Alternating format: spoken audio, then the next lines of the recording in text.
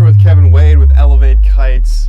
Kevin, tell us about what's going on this year, 2020, with Eleveight. Another great year, man. Stoked to be here. Stoked to be working with you guys as always. Yeah, a lot of exciting stuff for us for 2020. You know, I mean, third year, really our first full season of R&D and also feedback from the customers was 2019. So really incredible to see how far we've come in such a short period of time.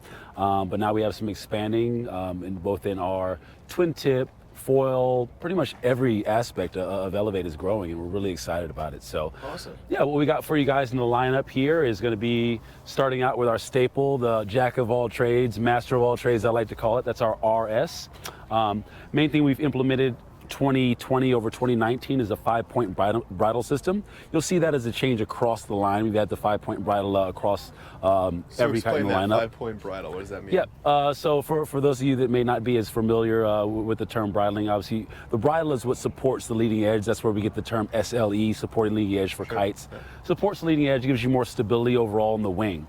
So what we've done is we've added another connection point to the leading edge of our bridle. So it just kind of further spreads the load. If you look, we have 1, 2, 3, 4, 5 points. Last year was a 4-point bridle.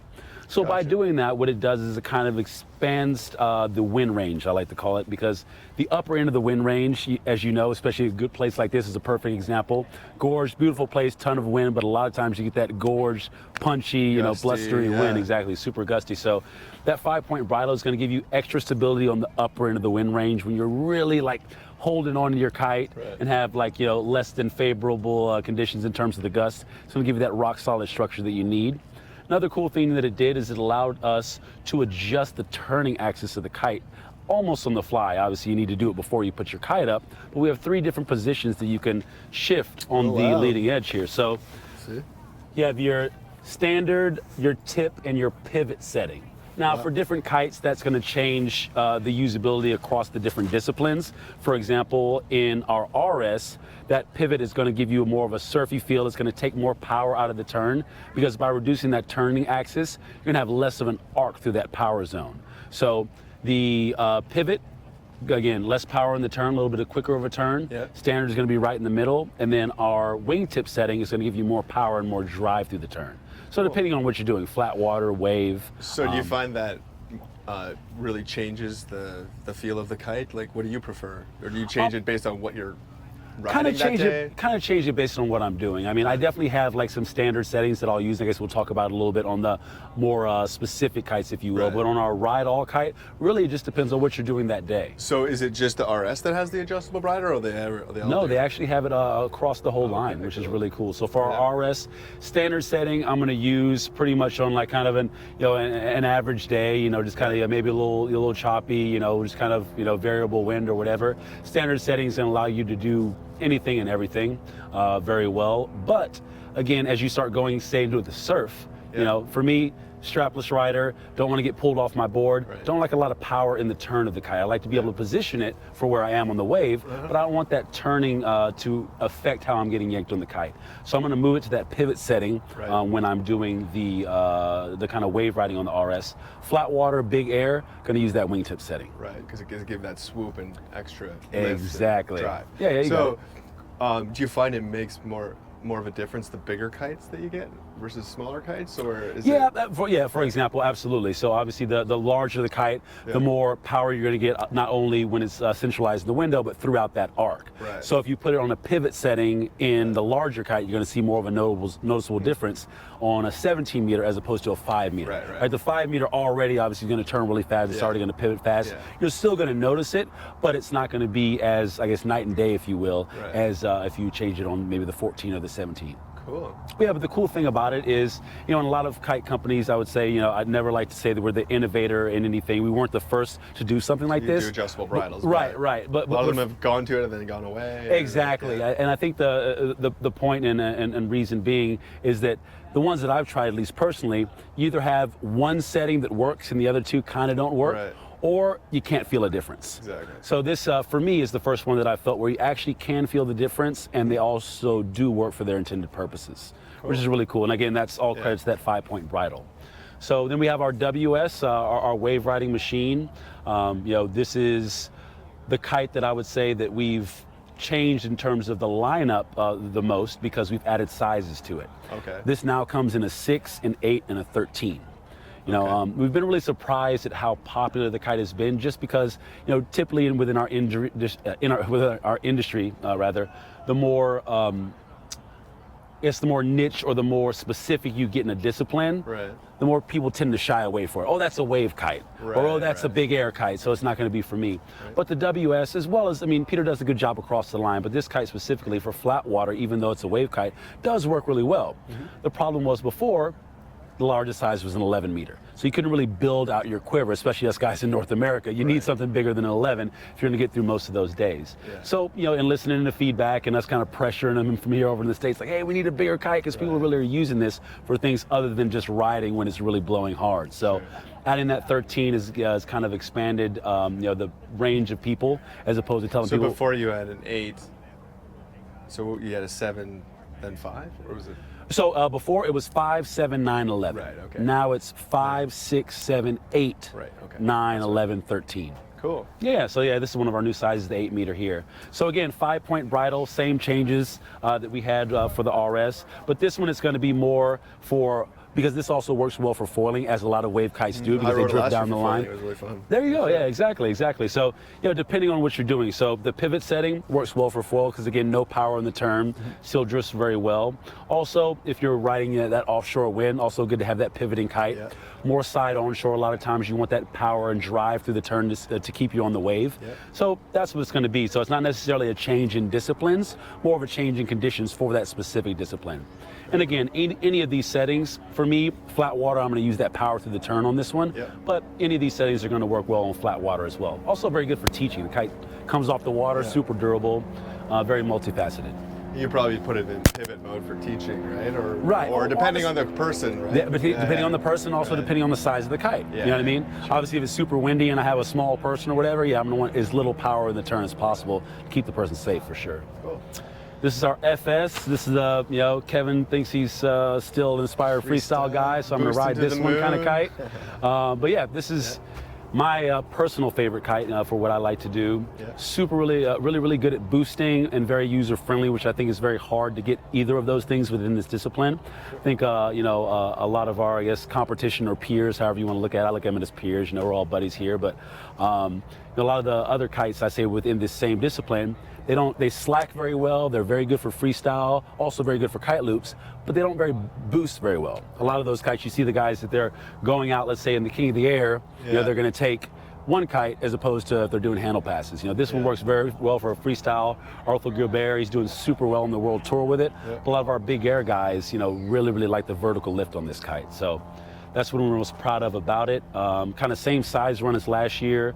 Again, you're gonna have the 5-point bridle, which for this kite, really the upper end of the wind range stability. I do mess with the settings on it a little bit, but I kind of leave this one on the standard personally. Yeah. However, just how rock solid it feels with that 5-point bridle system has got me really stoked. Awesome. Yeah. Another thing that I didn't mention in terms of you know, changes that we've implemented across the line is we're also using extreme tenacity cloth. We call it XT, and that's going to be on the leading edge and the struts. Gotcha. So compared to things. So that's a new material this year? Yeah, exactly. A new material that we're using. Stiffer and lighter? Exactly. A bit stiffer, a bit lighter, stiffer, a bit lighter, and yeah, no really increase in the price. You know, so really stoked about that. Also really stoked about the new colorways. Anytime I kind of like look at this, it just reminds me how I'm really stoked about all of the colors across the line. Very clean, you know, nice colors. Yeah, I kept it clean and technical, but I think last year, like I said, super technical, but some of the guys that really love colors, like, hey man, put a little more color back into it. But yeah, so toeing the line, still simple and technical, but really, it really pops. You know, a lot of attention to detail, which I'm stoked about. And this looks like a new one this year. This is our brand new kite. Very stoked about it. OS, very simple, one strut, one series, whatever you want to call it. Series, but this is our strut, light wind / foil kite. So yeah, very stoked about it. Still using the 4x4 ripstop, which is something a lot of people get away from on their light wind kites. But you know, with the lift to weight ratio, with us also implementing a little bit lighter bladder material in this kite, we've been able to still keep those same light benefits, but have added durability and also added rigidity, which is a lot of times a problem in one-strut kites. Right. So this one, if the wind picks up, if it gets a little gusty, it's not going to be all over the place. You can still relaunch it, but at the same time, it's going to work really well in the foil, drift downwind, and actually, I really like this kite for surfing in light wind as well. Oh, I bet, yeah. If I was like 100 pounds lighter, this might be the surf kite that I used. But yeah, I still, obviously, the WS is still my favorite, but I've seen So what some sizes is this one coming in? So this one's 6 to 14, all even sizes, Okay. 6, 8, 10, 12, 14 across the line. One color this year, keeping it simple. Right. Just kind of testing out the market in general, just for the one-strut discipline. But it's funny because we were all like, okay, let's see how it works. We tested it, and this was like, not necessarily the mistake, but this is the one thing where we're like, ooh, we should have made quite a bit more of these, because even just in the first few that we've been selling, it's Everyone's been very selling well lots of received. one-strut kites these days with Really, yeah. the foils, right? Absolutely, and that's kind of what we brought it out, kind of with the foil at the same time. So really paired with our foil series, which we have 2 foils, I guess we're getting into here now. The one strut really works well with those. But I said light wind surf, also free riding for a lighter rider. Good low really end good kite. probably on Yeah, that very thing, good low yeah. end, very good low end. Yeah, moving up to our new foils. So is this the first year you had the Eleveight foils? Or no. Nope, this is our first year. Oh, wow, First okay, year yeah. with foils. So we have 2 foils. We have the HCS and the HCS Plus, and we have the Carve Air board, which is the first board that we have coming out for 2020. Cool. So yeah, all modular construction, so everything comes apart pretty easily. We have a quick connect between the board and the mast. You can kind of loosen these and just pop the mast off. Pop it back on, so it makes it pretty easy for breaking down, especially if you're, like me and kind of wiped after a session. Also, just like everybody around, we do recommend obviously that you take everything apart just to prevent any added corrosion or freezing up. Rinse everything off very good. But the materials are very, very, very, very high quality with respect to what they are. So, like I said, modular construction. We're going to have our carbon composite front wing, G10 stabilizer, aluminum fuselage and mast. And then the Carve Air board is going to be carbon. So save some weight on the board, save some weight on the front and back wing. If you pick it up compared to, say, people with a similar price point, I would venture to say that ours is noticeably lighter. Comes in at a good price point as well. That is pretty light. Yeah, and obviously, if you got a full carbon setup, it's going to be heavier than ours. But for what it is and for who I we're like the black targeting. and white look. It's pretty.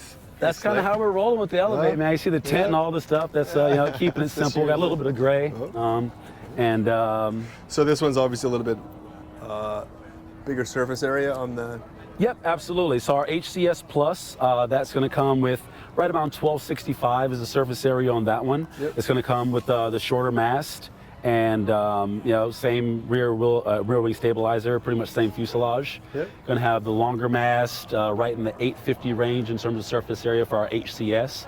So as you would imagine, this is going to be more for progression / cruising. You can actually, if you have a, I would say intermediate skill, you can actually just surf on this one as well if you have a Behind the decent enough boat or- wave. yeah. Yep, Or absolutely. surfing, Yep, this one's going to be added maneuverability, more for your intermediate guy, kind of wanting to play around a bit more, carve it up and do a few of the latest moves.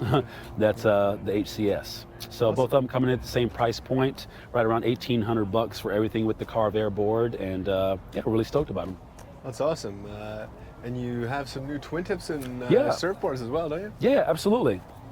So, like I said, it's really been cool that we've been able to expand the line here over the years. We're trying to do the whole sustainable growth thing, right? Not growing too far, too fast. But it's almost like a dream, man. Like I said, we've been very, very happy with how well everything's been received. But at the same time, like, all right, guys, let's just make sure that, we can give the people what they want and still, maintain the same kind of core values of being a kind of a quality-driven brand. So, surfboards here, we've added a new construction. So we had surfboards last year. The ones you saw, those are the poly layup. We had the Escape and the Curl. We still do have those same boards, but now we have what we call our CVC construction.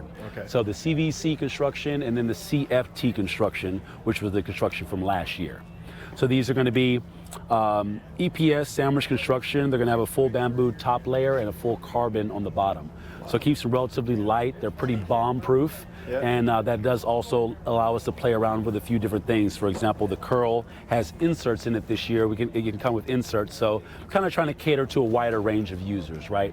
We kind of started with that, kind of hardcore surfer, which is in our DNA. But, we realized a lot of people like to do airs, and a lot of people aren't necessarily going to be strapless all the time. So wanted to make sure that we had something, more conducive to the rest of the industry, and came with something that was top quality, but also had that added durability that everyone looks for. Yeah, they look really nice. Yeah. Very light. Yeah, it's pretty lightweight. Yeah. We got the 5.1, 4.11, and the 5.4 in the Escape, 5.7 and the 5.10 in the Curl. I ride the Curl. I'm still kind of old school, many airs. like I like your to go when the pointy waves are nose. pumping. Yeah, pointy nose. But the Escape is actually super popular. This 5.4, we've been selling a ton of them, so Awesome. really stoked about that. These do also come with a pack. Want to keep them clean for the thing, but they do come with pads and fins as well. Kind of complete package for everybody. So, yeah. Very cool. Then we have the Commander.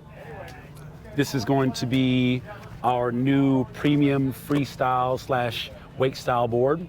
Super, super cool. I think what kind of entices people in the beginning so much is the aggressive channels that we have on this board. It's pretty gnarly on the bottom. Gives a ton of grip, but also a ton of speed. I was out riding this board yesterday with no fins, and the only two people out in the park were myself and another one of the riders. She was like 100 pounds less than me, and we were the only two people who could stay at wind. Which for me, anytime I see something, You think that's just from the grip of the board? I think it's from the grip of the board. Yeah. It's a 3-stage rocker, so it's flat in between your feet, so it still gives you a lot of speed and efficiency. But a lot of times when I see a board like this back in the day, I'd look at it and be like, okay, that's going to have a ton of control, but it's going to be slow, and it's not going to be very good in light wind. Right. But I was very, very surprised. Franz did a very good job with that 3-stage rocker, and allows you to have a lot of grip. Like I said, I had no fins, staying upwind just fine, and really light wind. And my body ain't built for light wind, so that just lets you know. So yeah, that's going to be our Commander. Cool. We also have, I think we're on the back side here with some of the Eleveight twin tips. I can bring them around front here. Might be a little bit easier. Do you want this one as well? Or No, just those two. We also have our Process. This is the board from last year. So this is actually the first board that we ever had with Eleveight was the Process. Obviously, if you're going to have one board, you're going to have the board that's going to cater to the widest range of users. So that's going to be our Process. Free ride, good all around. It's going to have that single concave, rail channels on both the heel and toe edge, kind of subtle quad channeling out through the nose and tail. Lots of control, decent flex, mainly for straps. You can throw boots on it if you want, but pretty much an all-around board. Really good price point, good quality, and not really many changes from last year to this year. Updated the graphics, messed with the carbon fiber stringer a little bit, but yeah, very similar to last year's model. Been a very good seller for us. Looks like that one's hit some sliders. Yes. So, yep, Franz, if you're out there, we're doing durability testing on all of your boards. Yeah, looking good. Yep. Not just for show. Yep, this is going to be the Master. So, same thing. This was the second board we had in the lineup. We implemented this one year 2. For this year, same thing. No really big changes to it. If it's not broke, don't fix it. Updated graphics this year. Again, messed with the flex pattern a little bit, but very similar to last year's model. In terms of sizes, I probably should go over that. Commander is going to be 137 and 142. The Process is going to be 136, 139, and 142 as well. Then the Master is going to be 142, 139, and 136. Awesome. Yep. We also have an Ignition. Unfortunately, I didn't have it here because I'm completely sold out of them, but that's a good thing. That's going to be very similar to the Process, similar mold of the board, a little bit different on the graphics, and that was going to come 150 by 45. So that's kind of our intro / lesson board that we have in the lineup as well. We also have a carbon version of the Master on the other end of the spectrum. Very similar graphics, except it's going to be mostly just kind of shades of gray, no yellow in that one. Same shape, same size run, but that one's going to come full carbon for those carbon fanatics out there. A little bit lighter weight as well. Awesome. Well, thanks for taking us through that line. You guys got a complete line, it looks like, this year, and things are going well. So where can people check it out? Yeah, well, you can check stuff out. EleveightKites.com. I'm at ActionSportsLogistics.com. We're the North American distributors. We have YouTube, Instagram, Facebook, all of those platforms. But yeah, Look up Eleveight Kites and you'll see us. Awesome. Thanks. Thanks a lot. Good job.